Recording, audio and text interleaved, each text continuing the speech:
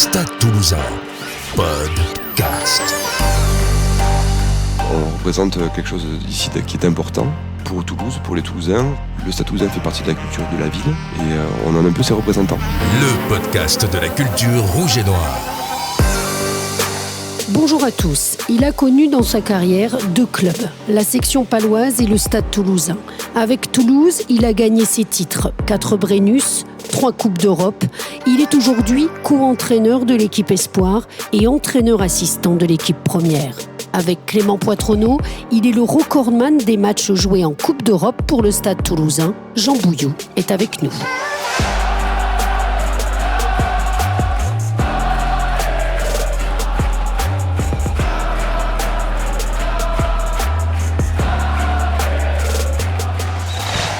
Bonjour Jean. Bonjour. Avec le printemps revient les phases finales.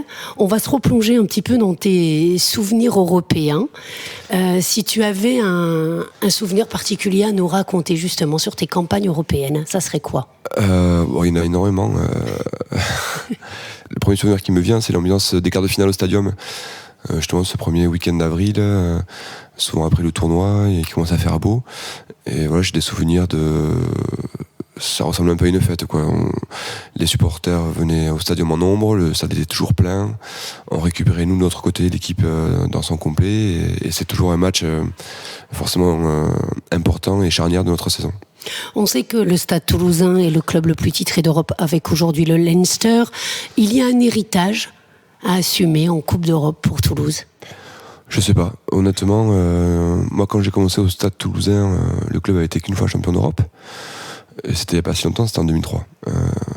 Et donc, est-ce qu'il y a un héritage ? Est-ce que je suis pas certain. Je crois que à l'époque, les objectifs a été vraiment de gagner la Coupe d'Europe, et l'équipe avait tendu vers cet objectif. Et j'aime pas trop cette idée d'héritage parce que des fois, ça fait porter un peu un poids trop important sur les épaules, alors que finalement, il y a qu'à jouer au rugby. Et par contre, ce qui est sûr, c'est que le format européen plaît au Stade Toulousain parce que c'est souvent un jeu fait de vitesse et de prise d'initiative. Toulouse retrouve les phases finales de Coupe d'Europe avec un quart de finale à l'extérieur. Tu sens une ambiance particulière ?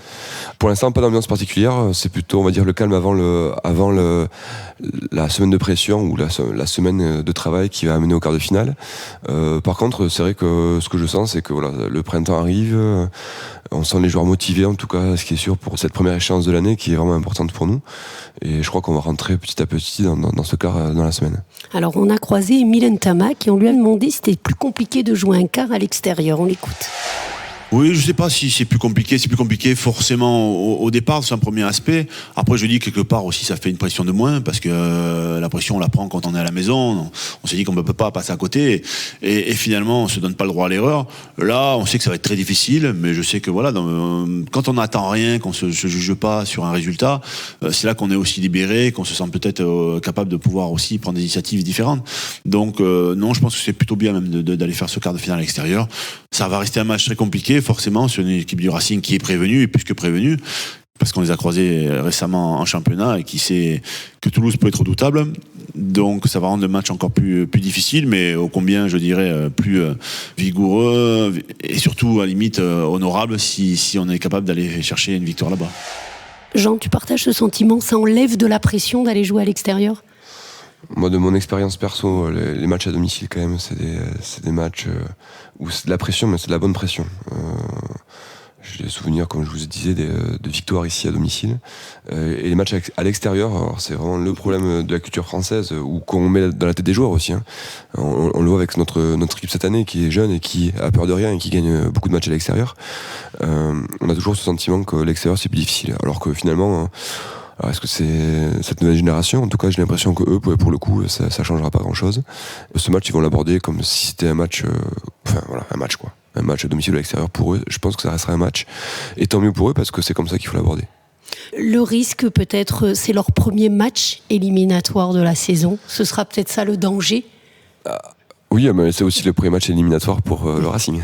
Aussi, mais qui a peut-être plus l'expérience de ces matchs de Coupe d'Europe. Oui, c'est sûr. Il reste sur 2 finales, perdues certes. Mais... C'est vrai. Mais beaucoup de joueurs ont joué le quart de finale perdu au Munster il y a 2 ans. Ils ont été aussi de la partie contre Castres et à domicile perdu. Donc je pense qu'ils ont en mémoire ces matchs-là aussi. Et que je pense qu'ils se sont dit des choses après le match perdu contre Castres à domicile et je pense qu'ils seront prêts pour le quart de finale. Alors je le rappelais en préambule que tu étais entraîneur assistant de l'équipe première et tu t'occupes plus personnellement de la touche toulousaine et on sait par exemple que le Racing 92 est un adversaire qui est très bon dans ce secteur du jeu. Pour toi, il y a un peu d'excitation de préparer ce genre de match face à un tel adversaire dans ce domaine-là, Oui, c'est sûr qu'il y a une excitation. On essaie de voir un peu ce que va prévoir l'adversaire, avec qui ils vont jouer, puisqu'ils ont des joueurs extrêmement grand en troisième ligne, en seconde ligne. Donc il y a cette excitation de coach, mais aussi pas trop vouloir brouiller la tête des joueurs, leur en donner juste les informations les plus importantes, parce qu'on aurait tendance à vouloir donner trop de choses. Et ça, c'est à nous à faire le tri pour qu'ils tirent la quintessence ou l'essence même de l'esprit dans lequel ils doivent aborder le match, notamment sur la touche. Donc oui, il y a un gros travail en amont pour un peu déblayer le terrain et leur donner juste l'essentiel qui leur permettra de pas trop gamberger sur le match. On parle souvent aussi de transmission ici au sein du stade toulousain. Toi, qu'est-ce que tu as envie surtout de transmettre ? La culture du club, c'est la culture de l'excellence. On est au stade toulousain, on n'est pas n'importe où. Et ça, il faut que chaque joueur qui met le maillot le comprenne et on essaie de leur expliquer cela. Donc l'excellence, c'est quoi ? C'est forcément le résultat, gagner les matchs, mais pas que. C'est aussi rentrer dans ce que c'est la culture du club, de toutes ces dimensions du jeu, de son comportement. On représente quelque chose ici qui est important pour Toulouse, pour les Toulousains. Le Stade Toulousain fait partie de la culture de la ville. Et on en a un peu ses représentants. Les maillots ne nous appartiennent pas, on est de passage, on met le maillot, il faut qu'on en soit fier et qu'on donne le max. Et ça, cette culture-là, je crois qu'elle est très ancrée. Et c'est d'ailleurs pour ça, je pense qu'il y a beaucoup d'anciens joueurs qui sont dans l'encadrement, parce qu'on véhicule vraiment ces valeurs-là. Et c'est important. C'est important, en plus que nous, d'avoir vécu ces succès, de les transmettre et d'expliquer, nous, comment ça s'est passé, de pas mettre de pression quand il n'y a pas besoin d'en mettre. Et tous ces aspects-là, il faut que les joueurs baignent là-dedans, quoi. Et tu es à la fois co-entraîneur de l'équipe Espoir, entraîneur assistant d'équipe première. C'est important également qu'il y ait des passerelles entre les deux. Alors les passerelles, c'est récent. On fait ça depuis cette année seulement, parce qu'avant les deux équipes étaient plus en dissociation. Cette année, d'avoir tout le staff en commun permet vraiment beaucoup de ponts entre les jeunes et les pros. Beaucoup de communication aussi pour faire monter les jeunes quand ils le méritent, s'entraîner avec les pros, même pour certains jouer et qui perfent depuis quelques semaines d'ailleurs. Donc ça, c'est une façon de fonctionner qui est un peu novatrice et je crois qu'elle porte plutôt bien ses fruits. Donc je pense que c'est quelque chose qui sera amené à durer dans le temps. Alors on a croisé également pas mal de supporters. On va te faire écouter une question. Salut Jean, moi c'est Julie de Toulouse et j'aimerais savoir quel est le joueur qui t'a le plus marqué, impressionné, avec lequel tu as joué au Stade Toulousain et surtout pourquoi. Merci. Ouais. Question compliquée. Question compliquée parce que j'ai eu la chance de jouer dans une génération de joueurs avec énormément de joueurs de niveau mondial, donc c'est pas facile. Alors j'en sortirai qu'un qui correspond à ma génération, qui est Yannick Jauzion. Je dirais que voilà. En plus maintenant avec l'œil de coach, je me suis fait un plaisir à regarder tous les anciens matchs de phase finale. Et bon, alors quand on joue avec, on le sait, mais les années passant et en regardant les matchs avec un œil différent, je me dis que c'était un joueur assez exceptionnel qui a participé plus que grandement là, aux épopées du stade de l'époque. Et je dirais Yannick aussi parce qu'il caractérise aussi un état d'esprit que j'aime dans le rugby, sans arrogance, sans en faire trop, mais toujours au service des autres, à la passe quand il faut, et dans le quotidien pareil, au service des coéquipiers, quoi. Et voilà, donc je pense c'est un peu l'emblème de notre génération. Les gars qui commencent à avoir 40 ans. Et votre génération aussi, on parlait souvent des jeux de main, jeux de Toulousain et tout ça. Le jeu à la toulousaine, pour toi, tu le décrirais comment ? Alors, ce jeu de main, le jeu de Toulousain, c'est un peu... c'est presque une faute de goût, en fait. C'est-à-dire qu'on se rend compte que on joue à la main, mais quand on a bien mascagné l'adversaire. Et je crois que dans les années 90, quand ils gagnaient, c'était comme ça. Nous, notre génération, ça a été aussi ça. Et on le voit actuellement, hein, les victoires du club et ce jeu un peu extraordinaire a à sa base une défense de fer et une conquête qui tient la route. Et ça, c'est vrai que c'est quand même important. Alors après, ce qui fait la différence pour le coup, c'est ça, c'est que certaines équipes s'arrêtent à ça, à la conquête et à la défense. Et c'est là où le Stade Toulousain tente de faire parler sa culture du jeu avec donc le jeu de main, on va dire que c'est le jeu debout, quoi. La continuité, ne pas passer par le sol, voilà, c'est des grands principes de jeu hérités des années 80, 90 et qu'on met au format 2.0, comme on va dire. On va te faire écouter une autre question. Bonjour Jean, écoute, donc Alexis de Toulouse, j'aurais une petite question à te poser, à savoir quels avaient été déjà le meilleur souvenir que tu as eu en rouge et noir sous le maillot, et ainsi que l'un des pires souvenirs que tu as eu, voilà, si tu as des petits détails à nous donner à ce sujet, je suis preneur, salut, à bientôt. Alors on va commencer par le meilleur. Ouais, le meilleur. Alors le meilleur, oui. Alors il y a plein, ouais, j'imagine. Oui, il y en a plein. Il y en a plein, forcément qu'il y en a plein. Que dire, quand on est un ancien joueur, qu'est-ce qui reste Ah oui, forcément, il y a toutes ces grandes victoires qu'on a partagées avec tout le monde, d'ailleurs, tous les supporters. Et on a vécu les mêmes émotions qu'eux, d'ailleurs, même si on a été acteurs du jeu. Moi, ce que je vais retenir le plus, c'est peut-être cet espace ici, en fait. Oui, on rappelle, on l'explique. On est dans les vestiaires de l'équipe première, du Stade Toulousain. Voilà, certaines émotions d'être ici. Voilà. Je pense que je retiendrai cet espace parce que j'ai vécu 13 ans ici. Et Tu te rappelles ton premier match ? Ouais, oui, c'est ça, oui. Quand on est ici, on se souvient de tout, en fait. Des blagues de Cali, de Fred Michalak, de Clément Patrenou. Et ouais. Donc mon meilleur souvenir, ça sera le vestiaire. Et les moments partagés avec les gars. Et le pire moment... ça, forcément, ça fait appel à la fin de la carrière, un petit peu. En ce qui me concerne, puisque forcément quand on est sportif de haut niveau, ça s'arrête. Et c'est un moment où il faut savoir basculer sur autre chose. Et quand toute ma fonction pendant 15 ans, ça a été de jouer au rugby, bon voilà, c'est un moment un peu particulier. Mais après, sportivement... il y a une défaite qui t'a marqué, voilà, peut-être plus qu'une autre. C'est contre nos meilleurs amis, c'est les Basques de Biarritz, où on a été quand même humiliés, sacrément humiliés en 2006. Et alors c'est marrant parce que ce match, ça me fait penser aux gars qui ont vécu le match contre Castres là il y a quelques mois. C'est-à-dire que nous, ce match-là, après on s'est dit plus jamais ça. Mais vraiment, on se l'est dit profondément. Et puis derrière, voilà, on a vécu, après 2006, on a vécu une épopée de 2008 à 2012 avec beaucoup de succès. Et le fondement, c'est cette défaite où on avait tous 25-26 ans. Et elle nous a marqué, cette défaite. On était humiliés vraiment profondément. Et je crois qu'à l'époque, on ne mettait pas tous les ingrédients là où il fallait les mettre. Et à partir de là, on a compris certaines choses. Après, il y a eu un recrutement aussi 4 étoiles avec du Sautoir, Albacete et d'autres. Mais en tout cas, le club a compris que pour gagner des titres, il ne suffisait pas que de faire ce fameux jeu de main, le jeu de Toulousain. Puisqu'à l'époque, en 2006, on avait fini meilleure attaque. Mais par contre, toutes les bases du poste et du jeu, notamment dont je parlais tout à l'heure, la défense et la conquête étaient quand même assez moyennes.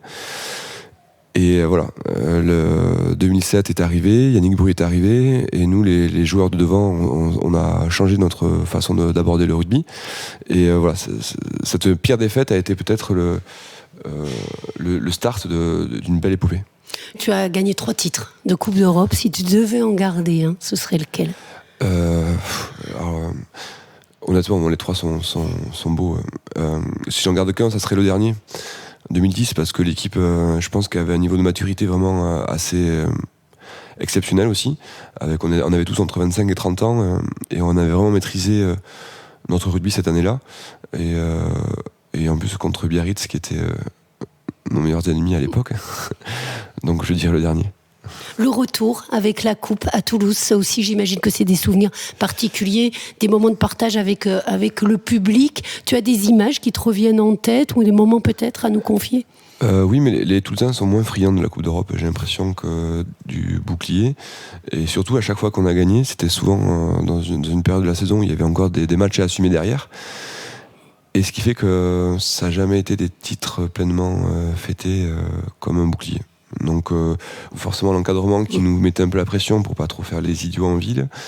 Donc pour le coup c'était pas le plaisir de l'émotion, c'était plus le plaisir de la performance sportive, parce que ça c'est vraiment élevé son niveau de jeu durant les matchs de poule et les matchs de phase finale face à des équipes de niveau quasi international, comme je peux dire Leinster, le Munster, l'Wasp, Bath, voilà, que des grands clubs européens qui proposaient et qui proposent un jeu de très haut niveau. Justement, dans ce tour d'Europe, est-ce qu'il y a un stade qui t'a particulièrement marqué ?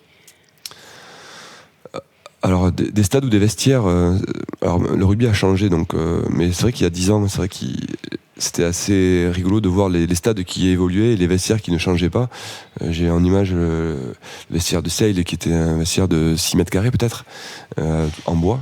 Donc ça c'est des images d'Épinal mais qu'on ne voit plus maintenant. On voit que des technostructures avec des choses très froides, très lisses. Et alors ça c'est peut-être l'âge qui fait ça, mais j'ai bien aimé ce genre de vestiaire. On a joué à London Road en 2003 pour la finale. Je crois que c'était un dernier match dans ce stade, et c'est vrai que à Dublin, voilà. Et c'est vrai qu'il y avait quelque chose d'assez épique de voir un train passer sous ce stade, du bois, des tribunes où les gens sont debout. Bon, mais là, tout ça n'existe plus maintenant. Mais voilà, je garde pour moi ces images-là, je pense, de vieux stades. Là, ce sera l'Arena, un stade couvert, aussi un stade un peu atypique.